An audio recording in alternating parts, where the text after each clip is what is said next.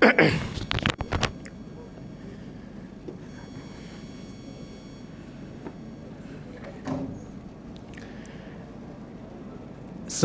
alladzi la ilaha illa wal hayyul qayyum wa atubu ilaih.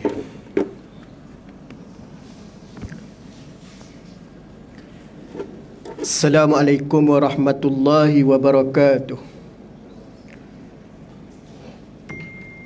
Bagi memberkati majlis ilmu pada tengah hari ini, marilah sama-sama kita baca Kitab Al-Fatihah. A'udzubillahi minasyaitonirrajim. Bismillahirrahmanirrahim. Alhamdulillahi rabbil alamin, arrahmanirrahim, maliki yaumiddin. Iyyaka na'budu wa iyyaka nasta'in, ihdinas siratal mustaqim. Siratal ladzina an'amta 'alaihim ghairil maghdubi 'alaihim waladdallin. Amin. Alhamdulillahi rabbil alamin, wal 'aqibatu lil muttaqin, wala udwana illa 'alal zalimin. Wassalatu wassalamu ala Rasulillah wa ala alihi wa ashabihi ajma'in. Subhanaka la ilma lana illa ma 'allamtana innaka antal alimul hakim. Qala rabbi shrah li sadri wa yassir li amri wahlul 'uqdatam min lisani yafqahu qawli. Allahumma salli ala sayidina Muhammadinil fatihi lima ughliq wal khatimi lima sabaq. Nasiril haqqi bil haqqi wal hadi ila siratikal mustaqim wa ala alihi haqqa qadrihi wa miqdarihil azim. Amma ba'd. Alhamdulillah, kita merafakkan setinggi-tinggi kehadrat Allah Subhanahu wa taala. Pada kali ini kita masih diberi nikmat sama-sama dapat hadir sebelum kita mendirikan solat fardu zuhur. Mudah-mudahan para hadirin dan hadirat kita senantiasa diberi oleh Allah Subhanahu wa taala sebaik-baik ganjaran. Mudah-mudahan kita istiqamah di dalam mencari redha Allah Subhanahu wa taala, dan mudah-mudahan Allah taala panjangkan umur kita untuk terus berkhidmat dengan Allah Subhanahu wa taala. Mudah-mudahan Allah taala beri kita kefahaman, insya-Allah. Pada tengah hari ini, insya-Allah Ustaz akan membicarakan dengan tuan-tuan sekalian. Kita sambung bagaimana bicara kita beberapa adab di dalam kita mendirikan solat berjemaah. Dalam solat berjemaah ni, hadirin hadirat, muslimi muslimat, bagaimana Nabi sallallahu alaihi wasallam mengajar kita tentang adab. Bahkan kalau kita tengok dalam hadis Nabi SAW, Nabi pun pernah bersabda, innama bu'istu liutammima makarimal akhlak, kata Nabi. Hanya sahaja aku diutus oleh Allah ke dunia ni kepada manusia, kata Nabi, salah satu nak menyempurnakan akhlak. Maka akhlak tu para ulama kata berkait dengan adab lah. Maka adab ni menjadi keutamaan, kata Al-Imam Syafi'i rahimakumullah. Dalam menuntut ilmu ni, Imam Syafi'i kata salah satu di antara keberolehan seorang tu ilmu dengan beradab. Kalaulah orang itu tidak ada adab dalam menuntut ilmu, maka ilmu yang dipelajari itu tidak boleh mendatangkan manfaat dan faedah. Maka kalau kita tengok tidak boleh memberi manfaat tadi, kadang-kadang untuk diri dia sendiri pun tak ada manfaat, apatah lagi untuk orang lain. Kerana dia tidak ada adab di dalam menuntut. Waktu Nabi SAW diajar para sahabat, pertama bagaimana kamu beradab dengan sesama manusia. Yang kedua, kamu beradab dengan makhluk Allah Subhanahu wa taala. Maknanya dengan manusia tu kita ada adab, walaupun dia ni bukan seorang yang Islam, walaupun dia bukan seorang yang mana beragama Islam, tapi kita kena jaga adab. Tak boleh kita menzalimi walaupun dia bukan Islam. Nah, apatah lagi orang Islam, sama-sama lah kita, lagi-lagi lah tak boleh nak zalim. Orang bukan Islam tak boleh nak zalim.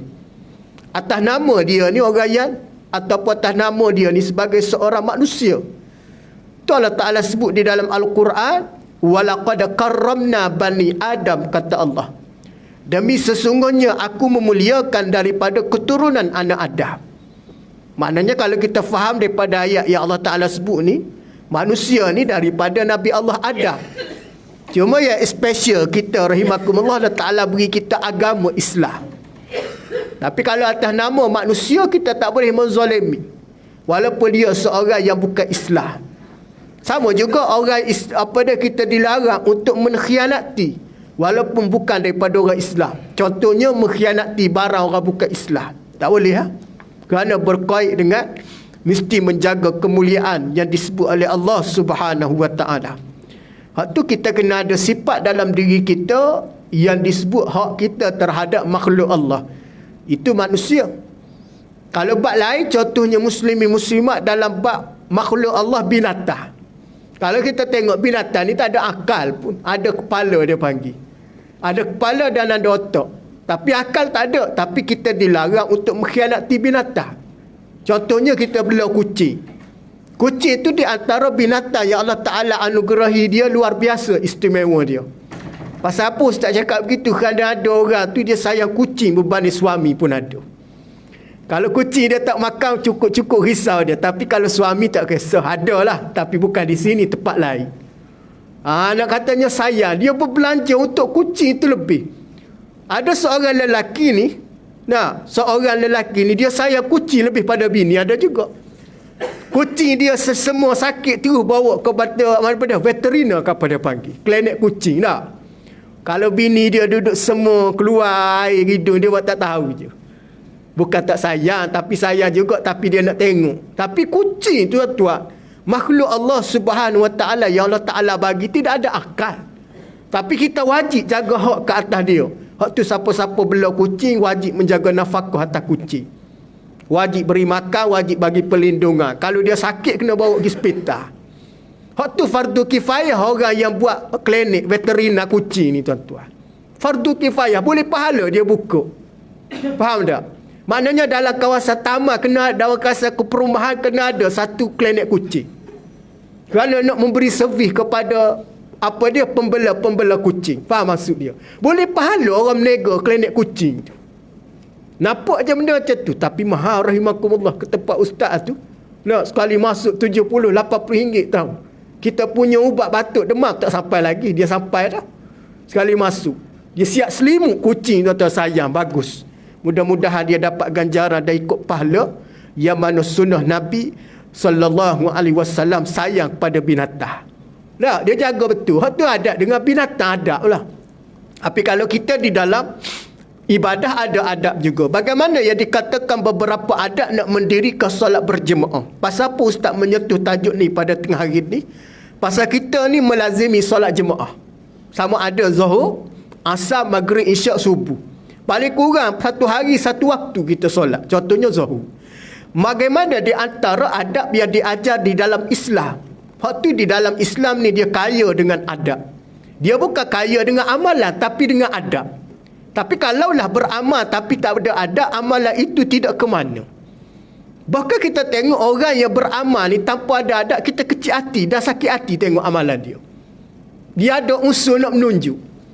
Di dalam kita beramal, dia tak boleh kita nak menunjuk. Maka tak menunjuk tu adab dia jaga macam mana. Contoh Ustaz nak sebut. Kita buat majlis jamuan sepenuh ulang tahun perkahwinan. Kita jemputlah kawan kita datang rumah kita. Tiba-tiba kawan kita mari rumah kita, dia pegang buah tasbih duk zikir. Tidak sakit hati kita tengok. Sakit hati macam mana tak kena dengan majlis. Kita ajak untuk majlis jamuan makan. Dia duk zikir subhanallah, subhanallah, subhanallah, sembang pun tak. Apa perasaan kita? Mana perasaan kita, mana kau seolah-olah dia ni macam nak menunjuk-nunjuk. Hak tu kita ada beberapa amalan hak kita larang buat. Salah satunya di tempat khalayak ramai, contohnya di pasar malam. Pasar malam ni kita tahulah memang tempat orang pergi beli barang. Tiba-tiba kita pergi mengaji Quran tengah-tengah orang ramai. Kalau kita ni memang perkhidmatan memberi wakaf Quran tu lain. Tapi kita pergi. Macam nak surau tak ada tempat kita nak mengaji Quran, pergi buka sejadah depan orang ramai. Nak minta sumbangan punya tidak saja nak pergi beramal depan-depan pasar malam. Maka amalan itu dilarang. Kerana seolah-olah ada unsur nak menunjuk. Faham tak? Di mana tempat kita beramal, tempat yang tidak mengganggu orang. Maknanya disebut nak beramal tu betul dah, cuma adat tu tak betul. Maka apabila tak betul adat, ditegur oleh Nabi kepada para sahabat. Kalian tahu tak ni majlis apa ni? Sahabat kata tidak ada apa-apa majlis. Bukan tak ada apa majlis, kamu tengok tuan punya majlis. Nah, kalau tuan diajak tu majlis tadi, majlis untuk mesyuarat, sebagai mesyuarat, maka datang kita sebagai tetamu menghadiri mesyuarat. Bukan kita hadir sebagai tetamu untuk nak berzikir banyak-banyak, tidak. Nak berzikir bolehlah, kata Al-Imam Nawawi, secara senyap. Makna diri kita sendiri, subhanallah, ala hati sorang. Jangan orang duduk mesyuarat kita duduk la ilaha illallah. Tak betul lah tu adab dia, faham tak? Bagaimana diajar oleh Nabi SAW. Yang pertama, adab sebelum solat. Antara yang pertama hak wajib orang mendirikan solat kena tahu ialah hendaklah imam itu seseorang yang disukai oleh para makmum. So, ialah sama ada dia muslimi muslimat. Nak jadi imam biar orang kita setuju dulu dengan dia. Tapi kalau kita nak latih imam orang tak pakat setuju dengan dia, tak boleh. Hak tu imam ni kalau boleh biar dia akhlak molek. Nak jadi imam tu biar orang yang tidak ada masalah dengan orang lain. Hak ni syarat dia, adab dia. Salah satunya imam yang nak naik tadi mesti disukai. Hak tu kita tengok orang nak latih imam ni. Dalam Korea nak latih imam, dia ambil imam yang soleh. Kalau jenis orang berhutang tak ajar bayar hutang, orang tak latih dia jadi imam. Orang ni dia berhutang, orang ni dia berhutang, orang tu dia berhutang. Lepas tu dia buat pula, dia duduk menipu pula. Orang panggil hari ni kaki scammer tak. Tak pernah kena tak scam. Tak pernah kena tahu. Akhir Zaki kena 3 jam tahu. Kuliah tak ajar 3 jam penuh layan. Tapi Allah Ta'ala ingatkan kita dengan sebab berkat doa muslimin muslimat laku. InsyaAllah. Tiba-tiba minta kita transfer duit. Lain ni tak. Adik-beradik minta transfer duit. Kita tanya nak buat benda duit. Ada. Ini mudah dia minta. Tapi mai fikir balik. Buat apa duit dah? Tanya dia balik. Ni rasa lain macam ni. Kita bunyi astaghfirullahalazim, terus dia letak telefon. Masya-Allah tabarakallah. Muju ada juga nak keluar istighfar tuan-tuan. Kadang-kadang ni setan tuan kan. Scammer ni kerana setan. Dia pengaruhi oleh setan. Setan ni dia tak suka adalah istighfar tuan-tuan. Astagfirullah. Dia tak suka tuan-tuan. Satu lagi, dia tak suka kita sebut auzubillah. Hak tu kata Imam Hasan Basri, siapa-siapa dia masuk setan, kena pengaruh iblis ni, banyaklah dia mengucap a'udzubillahi minasyaitonirrajim. Imam Hasan Basri kata syaitan paling marah orang ukapkan nama yang ada pada sebutan dia adalah perkataan syaitan. A'udzubillah. Aku berlindung daripada syaitan yang direjam. Lari maknanya mucuk-mucuk dia lari. Jangan tuan. Waktu ustaz fikir balik kata macam ni ke kerja dia. Dia bagi salam tuan, bagi salam, perkenalkan diri, ta'aruf. Melayu kita rahimakumullah kesalkan. Melayu bahasa kita, Melayu bahasa agama Islam kita, tapi kaki menipu. Allah. Tak kira dosa pahala dah tuan kan. Cepatlah kita kata tuan bertaubat sebelum mana pintu taubat tertutup. Dia rasa juga tuan. Tapi dah kita cakap dia letak dah telefon macam mana. Tapi nak cerita bahaya tentang menipu dia. Jadi nak lantik imam ni orang yang soleh. Orang yang mana tidak ada masalah dengan masyarakat. Sama juga rakan sepejabat. Rakan sepejabat ni kalau boleh orang-orang yang molek lah. Orang yang molek bermaksud orang yang tidak ada masalah di kalangan kaum kerabat ataupun di kalangan sahabat kita. Hak ni paling kena jaga adab. Hak tu kalau kita ni kerap bergaduh dengan orang ni kata ya aku tak layak ni. Begitu. Siapa dia yang boleh tahu? Kita sendiri ya. Tapi kalau kita nak jadi alim sangat pun tak boleh juga. Ngaji tak tapi tiba-tiba klaim jadi alim pun tak boleh juga. Maknanya dia kata adab seseorang tu memang dia kena disukai ramai. Hak tu kalau tengok ustaz tengok setengah-setengah pejabat tu bagus ni. Boleh amal tuan-tuan. Dia lantik imam ni dia biasa macam pejabat ni dia ada biro pengajian dia kan. Dia jemput ustaz semua ahli kuasa kan. Dia buat AGM tahunan, dia latih. Okey, imam 1, imam 2, imam 3. Kalau imam nak naik zuhur dia ni petugas. Latih lah. Dia persetujuan. Kerana persetujuan tu perlu ada. Kerana nak memastikan supaya duduk dalam ataupun memegang amanah tadi dalam keadaan sebenar-benar megang. Dia kata apa dia? Yang disukai oleh para makmum. Ataupun sebahagian besar di kalangan para makmum. Majoriti lah. Kalau kita duduk dekat MBI ni serada 50 orang, 30 orang. Maknanya biar orang jadi imam tu biar orang kenal dia ni sebagai seorang yang mana boleh jadi imam. Dan orang suka pula pada dia. Suka pada dia kerana terkenal dengan baik dia. Faham tak? Jadi kalau kita tengok orang ni, kita tahu. Contohnya kita organisasi pegang jawatan sebagai pengerusi ataupun penasihat. Kita ni tidak nak menyembelahi bayar pada mana-mana. Hak tu kita nak tolak jadi imam. Jangan kita tolak orang yang ramai orang tak suka. Jangan. Contohnya staf ada 30 orang. Memang kita sebagai ketua bos atas ni, kita ni tahu suara hati pekerja kita. Daripada hati ke hati kita tahu macam mana. Kita tengok ramai majoriti daripada 30 orang, 25 orang, 26 orang memang tak setuju kalau dia naik jadi imam. Contoh begitu. Maka jangan kita tolak dia. Jangan kita calon dia. Waktu dalam mesyuarat, dalam masyarakat, nak latih imam dalam qaryah, pasti dia mendapat persetujuan masyarakat. Tu dia buat undian. Siapa setuju Ustaz Sabah jadi imam, seorang calon, ada yang menyokong, saya setuju. Okey, ramai-ramai jemaah semua setuju. Okey, tidak ada pertandingan, ditutup pencalonan. Tu. Pasal setuju. Jadi ustaz kata, saya tak setuju, saya nak tarik diri. Tak boleh paksa. Tak boleh. Jadi cari yang setuju nak naik tak? Sama juga sama muslimat. Nak naik jadi imam sama muslimat lah. Jangan muslimat naik dengan lelaki pula, tak sah. Tak? Sama muslimat nak jadi imam, kena tolak seorang pergi ke depan. Walaupun ada di kalangan kita ni ustazah, tapi ustazah ada yang tak lagi ke depan pun ada. Dia gugu. Ada ustazah tuan-tuan, dia tak boleh jadi imam, dia gugu. Ada. Tapi kalau dia kuliah boleh. Ada ustaz macam tu pun ada. Ada. Tapi kuliah boleh, tapi jadi imam tak boleh. Tapi kalau imam Zuhur Asar boleh lah. Maghrib Isyak ada tak boleh. Dia kata gugu. Pasal dia pernah jadi imam, dia baca surah kuliah tak bertemu penghujung dia. Ada. Dia umai wala'an wala'an tu. Tak? Ada juga dia lupa tuan-tuan. Ada orang gugup, dia nervous. Nervous ni tuan-tuan, sifat yang Allah Ta'ala beri pada manusia dan perlu dia kena belajar nak hilangkan nervous. Salah satu selawat tak?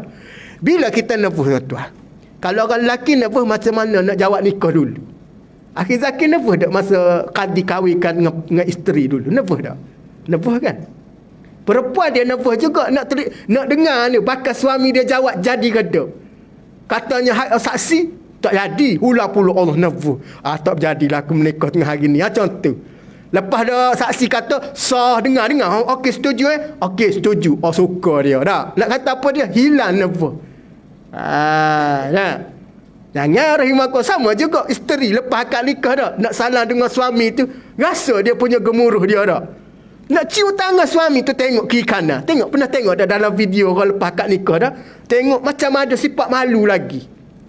Pasal benda molek ni tuan-tuan dia malu. Benda tak molek orang tak malu. Rasa ada akhir zaman ni dah. Orang nak buat benda molek semua malu. Comel kan cium tangan suami tu molek. Tapi punyalah model molek. Jadi malu tengok kiri kanan. Seolah-olah macam orang tengok pada kita. Tapi kalau benda hak tak molek, orang tak malu. Duk pipi tangan kat taman-taman rekreasi. Tak malu tuan-tuan.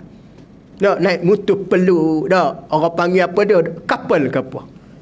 Dak. Duk kat traffic light duduk. Dak tak nak tengok duk depan mata. Nak pastikan dia ni orang taman kita tu. Cermin yang kawan ni dak tengok. Tu dak. Hak paling tak baik apa dia? Ambil gambar post dalam grup WhatsApp tu tak betul. Jangan post tuan-tuan walaupun jiran tetangga kita duduk naik dengan pakwa dia, jangan ambil gambar, jangan fitnah dia panggil. Jangan. Habis tu buat apa dia ustaz? Doalah ya Allah. Mudah-mudahan jiranku ni ya Allah diberi hidayah ya Allah. Jangan duk ambil gambar rahimakumullah. Elok ambil gambar kita post viral. Salih siapa dia yang punca viral. Cek balik apa dia? Rupanya adik-beradik tiri dia. Allah. Adik-beradik tiri dia. Dah. Adik-beradik tiri dia hak jenis mak lain pok sama. Nampak tuan-tuan duk tengok. Kita duk viral dah. Sudah dia ni dah. Kerak dah dia ni. Setiap petang duk dengan lelaki ni. Cek. Adik-beradik. Allah. Dah, siapa punca? Siapa pencetus kepada viral? Kita menangguh. Gigi minta maaf dengan dia tau. Gigi ketuk pita minta maaf boleh tak? Pasal saya yang viral. Sama juga ingat ada orang duk viral 3 orang gambar. Ada lagi kau gambar tu? Nurse. Hak comel tu. Ada tak? Ingat ada dulu? Tak? Ada tak? Asal kau malam Jumaat, dia mesti post malam gambar tu. Ingat tak? 3 orang nurse misi. Hak pakai baju misi tu. Dia pun dia kerok situ. Abang-abang malam ni balik awal tau. Tak boleh tu tuan-tuan. Memang comel perempuan tu. Tuan-tuan, kalau kena keluarga kita marah dah. Tapi gambar tu orang tak viral dah. Mungkin ada orang stok dah. Tak boleh tu. Memang. Ustaz ingat macam gambar macam dia edit dah. Dia ambil perempuan ni. Pak dia catur. Jangan tuan-tuan musim-musim orang catur gambar gini. Bukan gambar, video pula orang catur lagi. Jadi dia tak pakat viral. Dalam grup jemaah kita pun masuk pada malam Jumaat je lah. Nak cerita je nak suruh suami balik awal. Tapi kena mengena dengan perempuan bini orang tu pas cerita. Adab tu tak ada. Tu kalau suami kita ada apa benda tu kita nasihat. Bah tak boleh bah. Kena pula isteri orang ni bah tak boleh ni. Nah. Isteri orang, anak orang. Allah duk pun tuan-tuan. Kalau ada delete lah, delete. Clear dulu. Kita orang lelaki ni kadang-kadang kurang clear sangat telefon ni. Dah. Hak tu bini pakat tolong clear tu. Punyalah clear jumpa benda lain pula. Tu masalah juga. Bini pun jangan duk asyik pegang telefon suami. Masalah banyak. Jangan duk pegang sangat, jangan. Akhir zaman ni jangan duk pegang telefon suami. Sibuk-sibuk dengan baca Quran, zikir, jaga anak sudah. Pegang telefon suami ni jumpa masalah. Macam mana masalah? Nasib baik sini kuliah. Akhir Zakir yang tolong rimai ke ustaz. Kalau kena muslimat tolong cari ustaz. Jenuh nak berjawab dengan lebih pada SPRA duk rumah kita tu tuan. Dia tanya soalan jenuh tuan. Ingat tuan. Hak tu ustaz mana-mana mengelak kata kalau boleh bagi agak-agak orang ni lah untuk jemput ustaz, carilah orang lelaki. Kadang-kadang orang perempuan cemburu, buta. Ada. Hak tu mari dua tu package tu saja. Mari cemburu, mari buta habis. Last sekali dia kata tak payah pergi kuliah malam ni situ. Esok tak payah pergi. Waliyazubillah, minta jauh fitnah dah. Jangan mai rahimakumullah. Adab tu kita kena jagalah. Baik. Jika ia suka itu sedikit bilangannya daripada para yang tak suka. Contohnya 30 orang. 30 orang tadi 20 orang tak suka, 10 orang suka. Akan tetapi yang 10 orang suka tadi ialah soleh. 20 orang tadi tak soleh. 30 orang jemaah, 20 orang tak setuju kepada fulan bin fulan jadi imam. 10 orang tu setuju. Yang 20 orang ni celuk-celuk dia panggil. Jarang-jarang, kadang-kadang mari surah. Mari bila? Mari surah mesti kata, dia ni mari surah, ni ada agenda ni. Apa salah satu dia? Tahlil arwah. Salah satu nak makan. Ni agenda lah. Tak apa, biarkan. Biasa ni kalau orang mari surau ni tuan-tuan jarang datang, tiba-tiba datang menjadi bualan di kalangan jemaah. Baru pindah dak lama dah. Kenapa datang? Dia pun bagi nama arwah mak dia. Kita kena raikan. Jangan kita tengok lain macam pada dia. Mari mana dia ni, jangan tanya begitu. Raikan dia. Jadi 20 orang tak setuju, 10 orang soleh. Yang tak setuju ni jarang-jarang datang. Mari pula jarang-jarang. Kalau mari seminggu sekali, malam-malam tertentu. 10 orang ni regular jemaah. Zuhur, maghrib, zuhur, asar, maghrib, isyak, subuh. 10 orang. Walaupun 10 orang, konsisten 5 waktu berjemaah. Jadi yang 5 waktu berjemaah 10 orang tadi ni, bersetuju si fulan ni jadi imam. Contoh. Maka boleh ambil yang 10 orang tadi walaupun 20 orang tak setuju. Kenapa tuan-tuan? Kerana yang 10 orang tadi orang soleh. 20 orang tadi bukan nak kata tak soleh dia, tapi yang jarang-jarang datang. Maka kata para ulama, yang soleh satu, yang kuat agama dua. Ada orang soleh tapi agama tak kuat. Soleh dia, soleh macam mana? Tak tengok perempuan, tak tengok. Kadang-kadang cakap dia jaga, kadang-kadang dia jaga dia punya perbuatan. Soleh nampak dia kan, soleh. Soleh ni bukan bermakna jalan pijak semut tak mati. Itu bukan soleh. Itu bukan tuan-tuan. Itu berlakon dia panggil. Orang soleh dia berjalan macam biasa, tapi dia menjaga pandangan dia tidak melihat kepada wanita mendatangkan fitnah. Itu orang soleh. Tengok boleh. Ini soleh, sampai jumpa dengan jiran tak tegur. Itu bukan soleh. Nama dia tu ialah sombong. Bukan soleh tuan-tuan. Jadi soleh tu satu. Yang kedua kuat agama. Apa makna kuat agama? Agama dia tadi soal dosa pahala, soal halal haram, soal perkara-perkara yang dikatakan wajib bagi dia, dan hukum tentang agama dia tahu. Asasnya 5 orang soleh ni.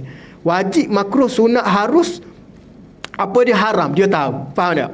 Jadi hukum 5 ni, orang soleh ni termasuk daripada orang yang tahu tentang hukum akal. Hukum 5 dia panggil. Hukum 5 tentang fiqh. Ni halal, ni haram. Ni makruh, sunat, ni harus. Dia boleh bilang 5, maka dia termasuk daripada orang yang tahu agama. Contohnya, mengumpat, haram. Contohnya, mencuri, haram. Contohnya, turun surah sepak selipar orang, dosa. Sepak selipar orang, tak boleh tu. Sengaja, kalau tak sengaja lain. Dosa banyak kategori. Al-Imam Az-Zahabi kata ada dosa al-kabair, dosa besar. Ada dosa kecil.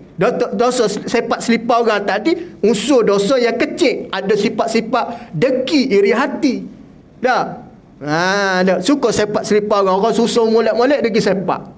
Patutnya jangan sepak lah. Sifat dia tu tak suka kepada bersih dan tak suka pada kemah. Ini dosa-dosa yang menyebabkan dosa yang ada. Jadi kalau orang yang tahu tentang hukum hakam, dia tak sepak selipar orang. Pasal dia tahu.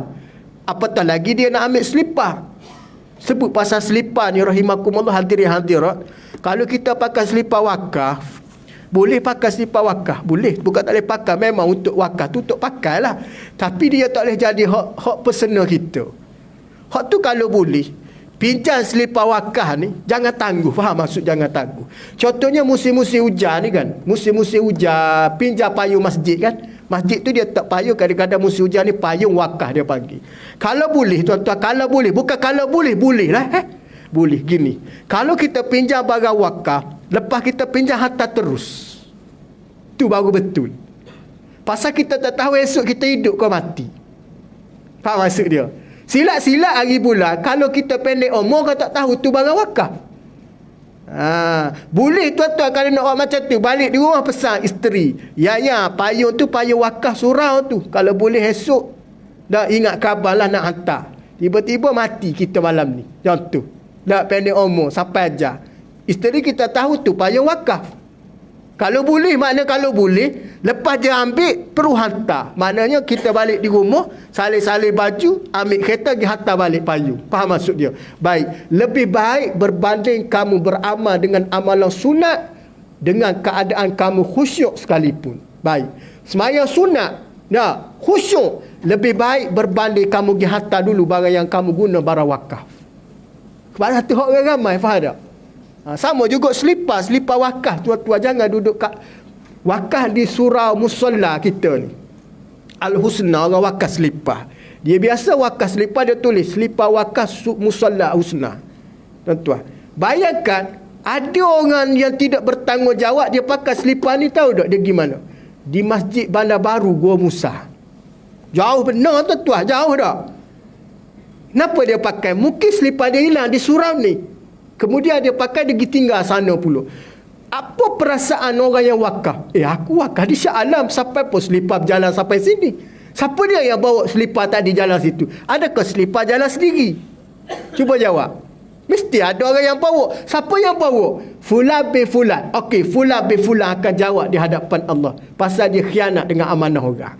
Ni barang wakaf. Sama juga Quran wakaf.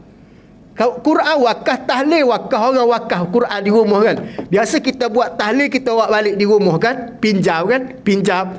Jadi pinjam boleh, hantar balik. Faham maksud dia? Contohnya kita pinjam buku tahlil, buku Yasin tu, pinjam 15. Pinjam 15. Tiba-tiba hilang 2, tinggal 13. Tuan-tuan wajib ganti benda wakaf.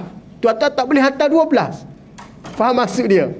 Ada orang tuan-tuan dia pinjam hak surau 15, hilang 2, dia hantar 13. Bila mana pihak imam masjid kira tak cukup, dia tanya, tuan mana Quran kita buku Yasin tak cukup? Tahu dia jawab apa? Tak ada apa, saya hantar semua. Walau dalam hati dia, dia tahu hilang 2, dia malah cover. 2 bukan RM300. Satu keping dalam Shopee baru RM5. Baru RM2. Takkanlah dengan RM2 kita nak khianat dengan amanah orang. Baik, kaedah dia macam mana? Beli baru, ganti. Yang kedua, bagi duit supaya pihak pengusaha beli lain. Faham tak? Jangan benda wakaf ni.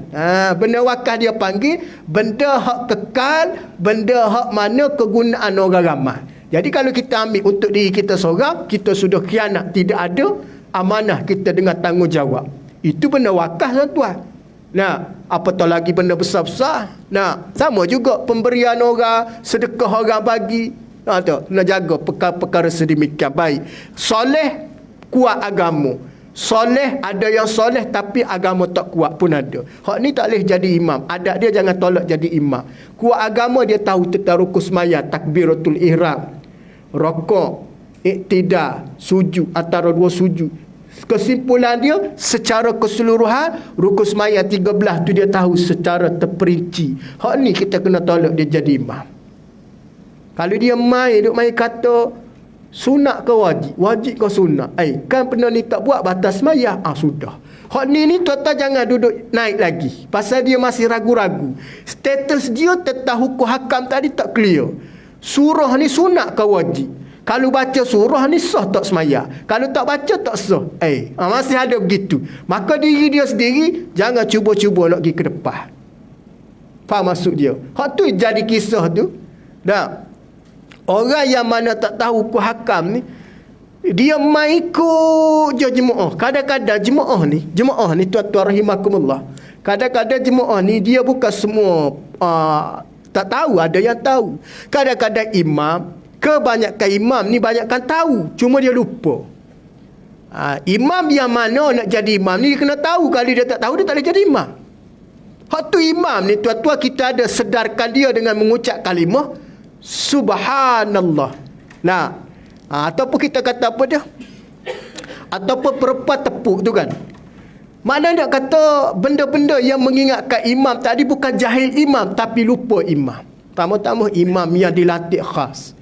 Dilatih khas ni imam bukan jahil tuan. Dia tahu rukun semaya, cuma kadang dia lupa. Contohnya semaya dia tambah 1 rakaat jadi 5 zuhur. Tuan-tuan takkan nak ikut. Tak boleh ikut. Kita orang yang tahu 5 zuhur tak boleh ikut. Apa tuan-tuan sebut? Subhanallah. Jadi imam ni tuan-tuan kadang-kadang dia dengar, tapi dia tak yakin. Teruskan dia. Adakah tuan-tuan bangkit ataupun stay duduk? Kita duduk tak boleh bangkit. Kalau kita bangkit, kita sendiri yang tegur imam tadi. Subhanallah. Imam tak tunggu. Subhanallah tak tunggu juga.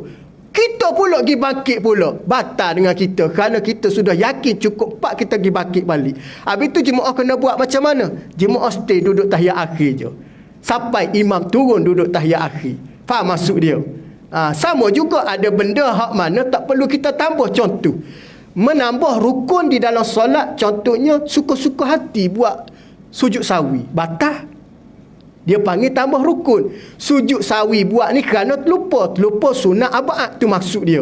Tapi saja-saja setelah bagi salam, setelah baca tahiyat akhir, kama sallaita ala Ibrahim wa ala ali Ibrahim fil alamin innaka Hamidum Majid. Senyap tu sujud sawi lah, pak ke sujud. Saja-saja sujud. Batal. Kerana menambah rukun perbuatan. Maknanya sujud sawi ni dia bukan boleh suka-suka hati buat. Apa makna sujud sawi? Sujud buat kerana terlupa sunat abad. Terlupa sunat abad dalam sembahyang tak banyak. Salah satunya kunut. Faham tak? Terlupa kunut buat sujud sawi. Jadi kalau kunutnya tak ada, ataupun sebab kunut subuh tadi tak baca, sembahyang zuhur sat lagi kita pakat buat sujud sawi, boleh tak? Pasal nak cover subuh tadi tak baca kunut, lupa. Tak berkaitan. Dia dalam kunut yang sujud sawi ada, dalam subuh tadi, dalam zuhur tak ada dah.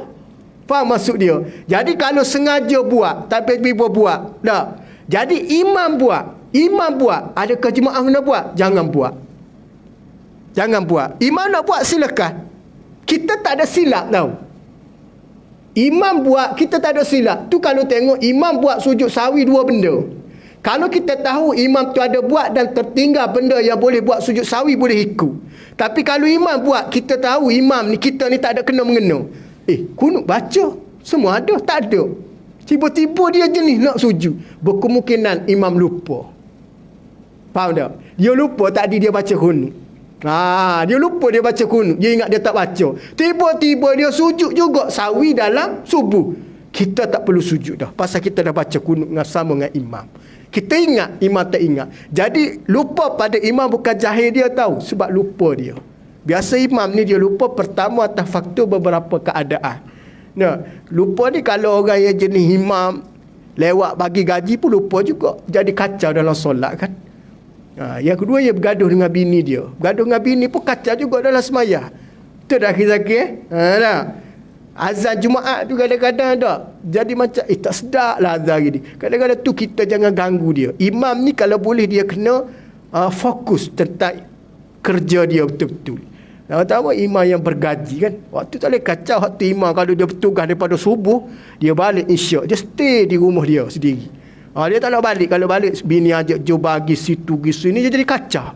Masa dia tu jadi tak comel dah. Waktu kalau orang yang berkahwin dengan imam, dia kena banyak sabar.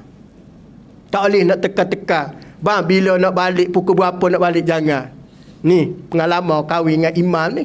Nah, yang kedua, banyakkan bagi sokongan pada dia. Sokongan moral kena ada. Biar dia semangat. Nah, kalau dia tak semangat, tuan-tuan dia ganggu dalam solat. Hak tu dia kata kena tahu tentang hukum dan mengenai kuatnya agama. Maka pandangan mereka perlu dihormati. Pandangan siapa? Walaupun minoriti 10 orang yang soleh tadi. 10 orang je, 20 orang tak setuju nak natik fulan bin fulan. Pasal dia kata ini bukan daripada kami. Tapi 10 orang kata walaupun bukan daripada kamu, ia adalah daripada kami. Imam kami nak natik ni imam yang soleh, 5 waktu selalu ada surau. Yang 10 orang ni tadi ialah regular jemaah. Maka diambil pakai yang 10 orang tadi walaupun 20 orang tak setuju. Pasal atas tekek tadi, atas kena dia orang yang soleh. Hak tu kita nak pilih yang soleh ni tuan-tuan, orang yang mana diminati dan orang yang suka buat benda baik. Nah, orang yang boleh dikatakan orang yang lazimi benda baik, tu orang yang soleh. Nah, orang yang senantiasa mengambil tahu tentang dosa pahala, tu orang yang soleh. Nah, orang yang senantiasa mengambil kira tentang dosa pahala dan mengambil kira tentang syariat, tu orang yang soleh. Maka terakhir dia kata apa dia? Maka pandangan perlu dihormati. Makruh, yakni makruh ni dalam solat, dalam ibadah kita tidak disukai oleh Nabi. Dah, makruh jangan. Makruh bagi seorang menjadi imam sah tapi tak batal. Makruh hukumnya. Nah, makruh bagi seorang menjadi imam kepada makmum lebih baik daripadanya. Contoh, dah, makmum tu ada lagi orang yang lebih baik, tiba-tiba dia naik juga, makruh, hukumnya solat sah. Contohnya, ada makmum yang lebih baik pada imam yang naik. Hak tu kalau kita nak naik imam, tengok belakang, nampak dia orang ni macam okey je, pada ada pengalaman dia pernah jadi imam. Jangan berebut. Kita ni kurang alim dalam bab ilmu fiqh, bagi pada dia dulu. Dah, kurang alim dalam bab bacaan, bagi dia dulu. Pasal kita bacaan pun tunggal langgar. Nah, jangan kerana berjawatan kita nak naik jadi imam. Bukan. Ada orang alim dahulukan mereka dulu. Kerana kadang-kadang dia tu lebih afdal berbanding kita. Maka makruh bagi makmum ataupun bagi imam naik sedangkan makmum lebih baik. Makruh hukumnya. Tak batal tau, tak batal. Makruh. Dah, bagi imam tadi lebih maknanya makmum lebih baik banding daripada dia dari segi ilmu fiqh tentang hukum hakam ataupun bacaan. Tak menjadi masalah. Nah, tapi makruh sahaja. Kecuali orang mempunyai kelebihan itu enggan menjadi imam. Boleh nak naik. Orang alim tadi, orang yang mahir tadi, orang yang tahu bacaan tadi, segar nak naik. Ataupun dia tak boleh. Macam Ustaz sebut tadilah. Kenapa dia tak naik? Kerana dia nervous. Kenapa tak naik? Kerana dia gemuruh. Kita tolak dia. Nah, tolak dia. Biasa berlaku surah masjid kan, penceramah tak nak naik kan. Jadi naiklah jemaah biasa. Walaupun kaki dia kena penyakit go out. Nah, tapi nak ceritanya tuan-tuan, dia ni dalam keadaan tak ada keupayaan. Tiba-tiba orang yang molek tadi tak nak naik. Maka naiklah Pak Cik Haji, hak ada penyakit go out tadi naik. Nah, naik dia tadi faham al-maklum lah. Mulut tu lebih utama berbanding pergerakan. Allahu Akbar, dia baru gerak. Faham maksud dia? Dia tidak seiringan suara bunyi dengan pergerakan. Hak ni menjadi masalah juga ni. Sepatutnya dia kena seiringan. Allahu Akbar. Baru jemaah tak confuse. Tapi ada imam ni, Allahu Akbar, dia pun baru nak bakit. Jemaah dengar tu macam dah bakit dah. Dah, dia baru duduk serah nak bangun dah. Last sekali mendahului makmum berbanding imam, boleh batal pada solat. Hak tu kena mengaji juga dalam bab fiqh. Itu kalau kita imam ni, pergerakan kita tak boleh sekali dengan suara kita, bergerak dulu baru kita bunyi suara. Itu pun boleh. Jangan kita bunyi suara dulu, bergerak tak lagi. Nah, panggil orang duduk di rumah lagi, on the way, padahal tak bergerak lagi. Kawan tu tunggu tuan-tuan. 5 minit lagi sampai, baru nak pakai baju. Agak-agak sampai tak 5 minit. Tak sampai, maka jangan guna istilah on the way tadi. Guna dah tu tak gerak lagi, senang. Pasal apa dia tuan-tuan yang boleh menjadi batal? Salah satu, makmum mendahului pergerakan imam. Wallahu a'lam. Berarti sekadar tu insya-Allah kita sambung pada masa akan datang dengan izin Allah, dengan diberi oleh Allah nikmat, diberi oleh Allah panjang umur. Kita jumpa insya-Allah masa akan datang. Baik datang daripada Allah, kurang kelemahan pada diri Ustaz mohon maaf. Mudah-mudahan kita diampunkan oleh Allah Subhanahu wa taala. Auzubillahi minasyaitonirrajim. Bismillahirrahmanirrahim. Allahumma faqihhu fid-din wa 'allimhu ta'wil. Allahumma ihdinas siratal mustaqim minan nabiyyin was-siddiqin wasyuhada'i was-shalihin wa hasuna ulaika rafiqa ya arhamar rahimin. Wa sallallahu ala Muhammad walhamdulillahi rabbil alamin. Assalamualaikum warahmatullahi wabarakatuh.